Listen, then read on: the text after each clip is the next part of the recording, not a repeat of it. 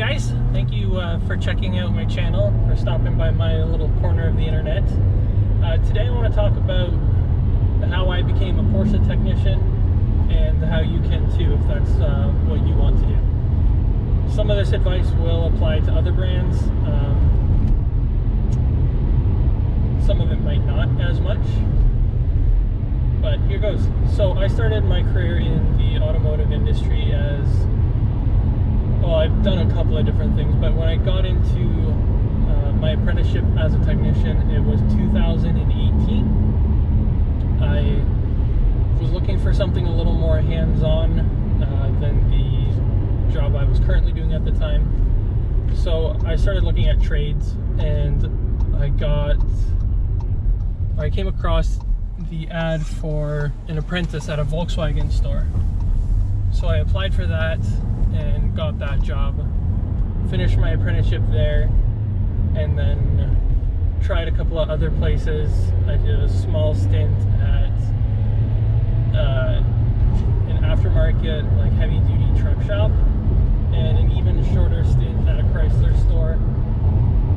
The Chrysler store was really like a wake up call, like go back to working on German cars. It's clearly what your preference is. So I went back to the Volkswagen dealership that I had left initially, and I was there for just over a year again after that. So I was going through all of the training that I could get to try and increase my skill level so that eventually I could apply for a job at a Porsche store. And my intention was to go and get my master tech at Volkswagen, but the Porsche opportunity came up before I could get there. So I think the biggest thing that helped me get into the Porsche store was my experience at Volkswagen. Even though it's vastly different, it is still under the same umbrella, and a lot of the things are done in a similar fashion, but different. Everything is very different from Volkswagen to Porsche, but it has like an air of familiarity. So I applied for the job at Porsche. My resume piqued their interest with my background as a Volkswagen technician, and then I went in for my interview, and I know it helped me stand out. So one of the things I would tell you if you're applying for jobs at this level, dress up.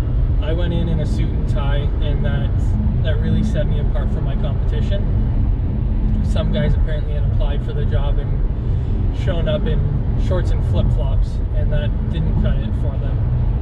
So biggest two things I can say then: get experience in a similar brand. Like if you want to go for Porsche, Lamborghini, get your experience in Volkswagen, Audi. If you're looking at Ferrari, try Alfa Romeo or Fiat, wherever you can get your foot in first, and build your skills. Some of the guys I work with have come from Honda, a couple of other brands, some independent shops. Where you come from isn't as important as your ability to learn and your passion for the field. So I would say between those two things, it's the best you can do. And then make sure your resume looks professional. Some experience for a long time in one place looks better than a little bit of experience in a bunch of different other places. So stay somewhere semi-long term before jumping into the dream career. Unless, of course, the dream career comes up sooner than you expected, then what do you have to lose?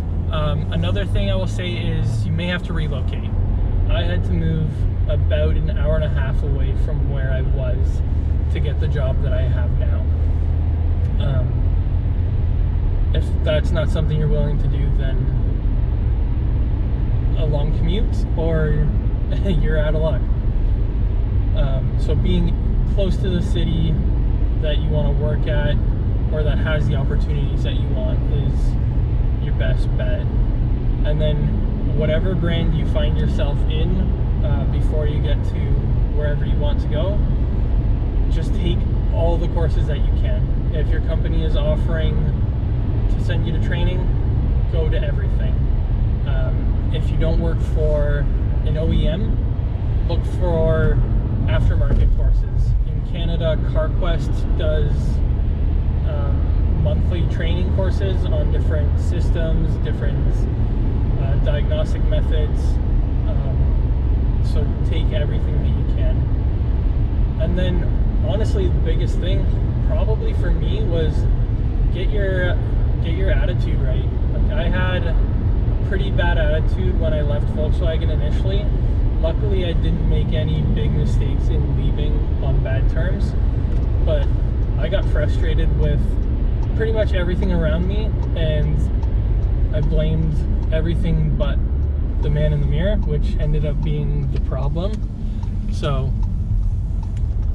I unfortunately had to go other places to find out that I was the problem, and have some self-awareness. Like, if you constantly have problems with the cars you work on, the people you work with, the management, reevaluate yourself. Just ask yourself if you're the problem. I know that was a big thing for me, and once I realized that, I was able to put my ego aside and go back to the store that I left, and everyone was really welcoming and took me back with open arms, and that was probably the best thing I could have ever done. So those are my pointers. Take them for what you will. I would want to thank you for checking out this video. Please like and subscribe if you've watched this far. I'm trying to hit 1,000 subscribers by the end of the year, and I think we have a very good chance of making it there.